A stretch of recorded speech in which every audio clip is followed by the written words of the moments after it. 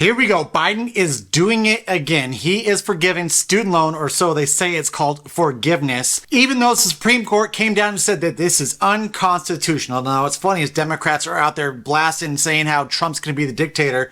The fact that Biden is defying the Supreme Court and doing this unilaterally through the executive branch, I mean, sounds a little dictatorish to me, doesn't it? Let's go ahead and hop into this article right now out of Town Hall. President Biden on Wednesday announced his administration is bailing out 160,500 additional student loan borrowers, bringing the total number of Americans he's helped at the expense of taxpayers up to 4.75 million. The Biden-Harris administration remains persistent about our efforts to bring student debt relief to millions more across the country, and this announcement proves it, said U.S. Secretary of Education Miguel Cardona in a statement.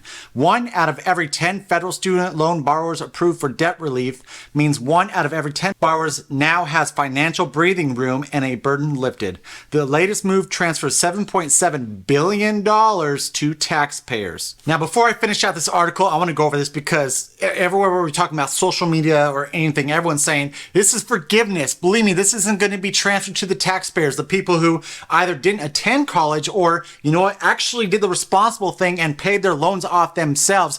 Yes, it will. Let me just do something super basic because I know I'm probably going to get so many comments down below talking about how this is all forgiveness. This is not going to be a burden on the taxpayers. All right, so I drew up this little chart. Bear with me. I am left-handed, so if you cannot read it, I'll try my best to describe what it is that I did write down. All right, let's go ahead and go through this.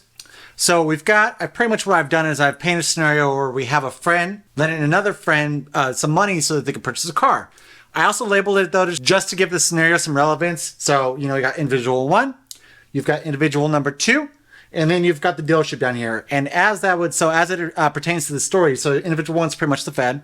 You've got individual 2, which is the student, and then you have the dealership, which is essentially the college. So if you got individual number 1 gave $10,000 to individual number 2 in order to purchase a car from the dealership, so the dealership ends up with that money. The dealership already got paid $10,000. That money is gone, right, out of individual 1's pocket. So then with that, individual 1 tells individual number 2, all right, cool, we're going to set up a loan basis here. I'm going to have you pay back in 48 months. And so I didn't put any interest rates or nothing like that, just to keep this as simple as possible when we're talking about all these numbers. But 48 months to pay back. That would be $208.33 per month to completely pay off the $10,000 in a matter of 48 months. So after 36 months, now individual number 2 has paid back individual number 1 $7,500. At 36 months, individual 1 tells individual number 2, hey, you know what? Don't worry about it. I am forgiving this loan now, so you don't have to worry about paying me off the remainder. That leaves $2,500 that individual number 1 did not get paid back. So that means that individual number 1 paid $2,500 towards the purchase of this car for $10,000 to the dealership. Now let's put in that scenario. That means the Fed gave this student, let's just use the 10,000 number, even though we know that's nowhere near what these college institutions are charging. $10,000. So the college got the money. It's already there. It's gone. They paid them that. Now what they are doing is they are saying, Mr. and Mrs. Student, don't worry about paying us back the rest. We are going to forgive it. The Fed is still going to beat out that money. This is where the taxpayer comes in. The taxpayer now will have to make up for the money that the Fed did not get paid back from this person. Meaning, yes, the taxpayer is on the line for the remainder amount of money that the Fed is claiming that they are forgiving to this student.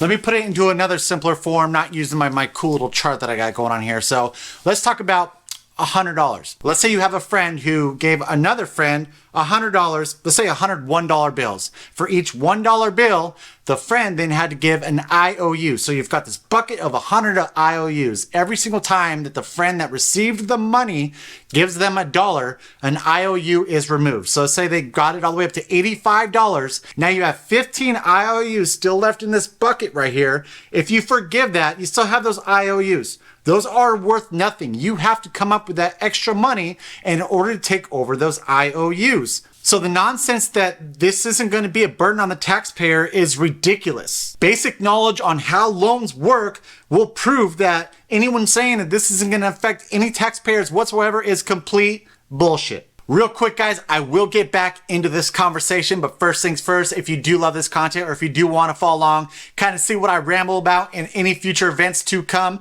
do me a huge favor and hit that subscribe button, maybe give me a thumbs up, notification bell, that way you're notified every single time that I put out a new video. Let's get back to this topic right now. Let's get back to this article. These discharges are for the three categories of borrowers: those receiving public service loan forgiveness, PSLF, those who signed up for President Biden's Saving on a Valuable Education SAVE plan and who are eligible for its shortened time to forgiveness benefit, and those receiving forgiveness on income-driven repayment, IDR.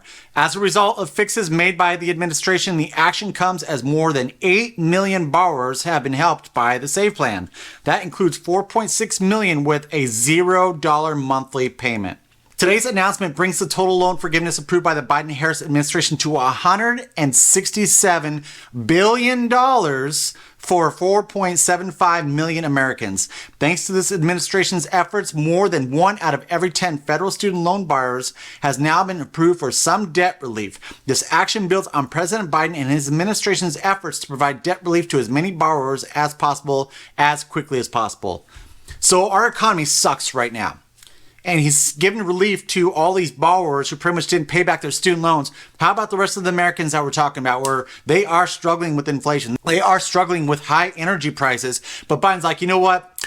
Guys, I know that you guys didn't go to college or that you were responsible and you paid them off. You're just going to have to pay for this. Currently, that's $167 billion that the American taxpayer has to make up for. Now, there's only one reason why Biden is doing this. It is to buy votes. He is using taxpayer money in order to acquire the votes of these people. And you're like, you're crazy, you know what you're talking about. He's just trying his best to give some debt relief to some of these students who went through college and weren't able to pay off their student loans. This all goes into the law of reciprocity, where made famous initially by Robert Cialdini, where this is essentially the law of reciprocity right here. It's the human tendency to feel obligated to do something in return when someone does something for you. I've got a personal story behind this because it's frustrating me seeing that I have some family members, close family members, who have taken advantage of this, knowing how much money they make per year, and they are still giving their student debt forgiven.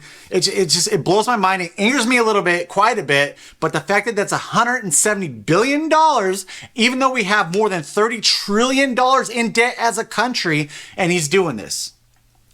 Biden is only looking forward to winning the election this November, and he is doing everything he can to get as many votes on his side as possible. Here's something else that he actually just recently announced. The fact that he's going to be releasing 1 million barrels of gas from the Northeast in order to bring gas prices down. Now, his statement is, we're going to try and give Americans some relief on these gas prices between Memorial Day and July 4th. That is complete bullshit. He is doing everything he can to make sure that with inflation, gas prices don't hyperinflate. That way voters will look at him in a better perspective come this November. He is literally doing everything he can, using any power that he can, sounds a little dictatorish to me, in order to win this November, to make people think that he is doing a great job. The question is, will it work? I don't know. I think the one thing that might be steering a lot of these students away from that is the fact that they are allowing so many of these pro-Palestine, anti-Semitic protests happening on college campuses, where we are seeing a lot of the alumni where they're like, this is ridiculous. Why are we even allowing this in our country? That might be the only thing that, even though borrowers are getting their student loans forgiven, they might look at that and be like, I still don't want more of this. Even though that my debt is forgiven, inflation is horrible. The border is wide open. Let's hope that people open up to that. But they might be a single subject voter, where similar with the abortion peeps out there, where they're like, I don't really care about inflation, the borders. As long as I can get my abortions, that's cool. They might be thinking about the same thing, where, you know what? He forgave my debt. Cool guy. I'm going to go ahead and do this, even though he's been destroying the country over the last 3.5 years. Thank you so much for watching, guys. I greatly appreciate it. I do ask if you follow along, if you are enjoying this content, enjoy listening to me rant about these random subjects, and I will catch you on the next one.